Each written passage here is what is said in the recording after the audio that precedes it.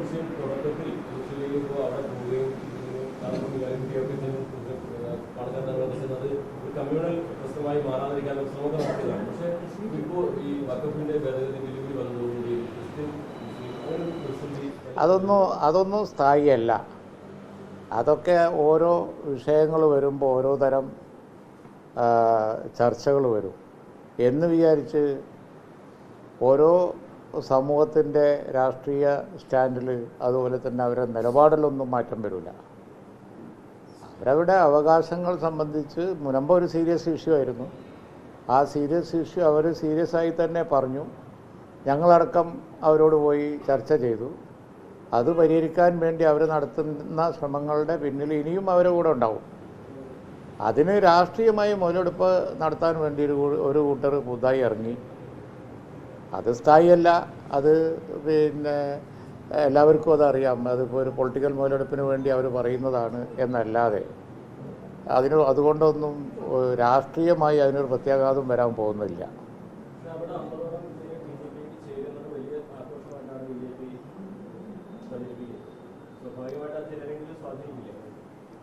അങ്ങനെ എത്ര ഇഷ്യൂ ഇവിടെ പലതരത്തിൽ പ്രചരിപ്പിക്കപ്പെട്ടിരിക്കുന്നു.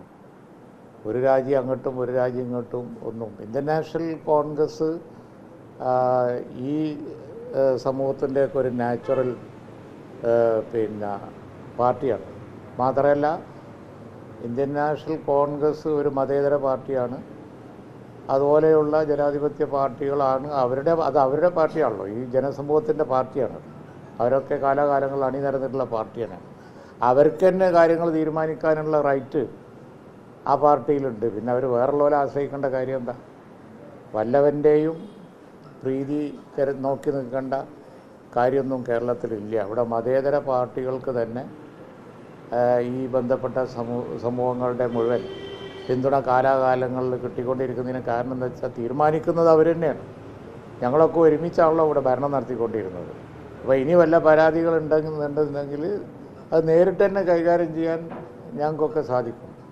വഖഫ് ഇപ്പോൾ വന്ന അവിടെ മുനമ്പം പ്രശ്നം ഇപ്പോൾ വന്നൊരു വിഷയമാണ്. ആ വിഷയം ഇവിടെ പരിഹരിക്കാൻ കഴിയും. പരിഹരിക്കാൻ കേരള ഗവൺമെൻറ് ഇനീഷ്യേറ്റീവ് എടുത്താൽ അതിനെല്ലാവിധ സഹകരണവും നമ്മൾ കൊടുക്കുകയും ചെയ്യും.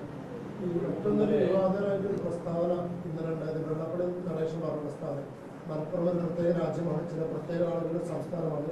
ഇവിടെ പിന്നോക്ക വിഭാഗത്തിന് സ്വന്തമായ അഭിപ്രായം പറയാൻ പോലും അവകാശമില്ല, അവർക്ക് വായു ശ്വസിക്കാൻ പോലും സ്വാതന്ത്ര്യമില്ല എന്നാണ് വെള്ളാപ്പള്ളി നടേശൻ പറയുന്നത്. ആ പ്രസ്താവന ഇന്നലെ വന്നതിന് ശേഷം ഒരു പൂച്ചക്കുട്ടിയുടെ പിന്തുണ അതിന് കിട്ടിയോ? ആരും അതിനെ പിന്തുണച്ചോ നല്ല അഭിപ്രായം പറയുകയോ ചെയ്തില്ലല്ലോ. അത് മാത്രമല്ല, കേരളമല്ലേ ഇത്. കേരളത്തിൽ ഇത്തരം പ്രസ്താവനകളൊക്കെ ശ്രദ്ധ കിട്ടാൻ വേണ്ടി നടത്തുന്നതാണ്.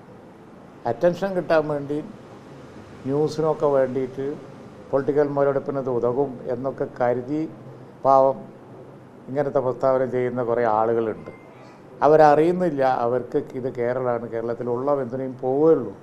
കഴിഞ്ഞ പാർലമെൻറ്റ് തെരഞ്ഞെടുപ്പിൽ ഈ പറഞ്ഞ പോലെ ഇവിടെ വന്ന് മത്സരിച്ചല്ലോ. മലപ്പുറം ജില്ല ഉൾക്കൊള്ളുന്ന 3 മണ്ഡലം ഉൾക്കൊള്ളുന്ന വയനാട് മത്സരിച്ചല്ലോ. ഇവിടുന്ന് കിട്ടിയ വോട്ട് എത്ര? നോട്ടൊക്കെ കിട്ടിയ അത്ര വോട്ടില്ല. ഇവരൊക്കെ പിന്തുണ അത്ര ഉണ്ട് ഇവിടെ. ഈ പറഞ്ഞ മലപ്പുറം ജില്ലയിൽ നിന്ന് അവർക്ക് എത്ര വോട്ട് കിട്ടി? വളരെ കുറച്ച്, നാമമാത്രമായ വോട്ട്. ഇതാണ് ഇവരൊക്കെ പിന്തുണ. ഇവരങ്ങോട്ട് പ്രസ്താവന ഇറക്കിയാൽ ഇവിടെ ഭൂമി കുലുങ്ങുമെന്ന് അവർ വിചാരിക്കല്ലേ. അത് ചർച്ചയാക്കുന്ന നമ്മളെ പറഞ്ഞാൽ മതി. ഇത് ചർച്ചയാക്കുന്ന നമ്മളെ പറഞ്ഞാൽ മതി.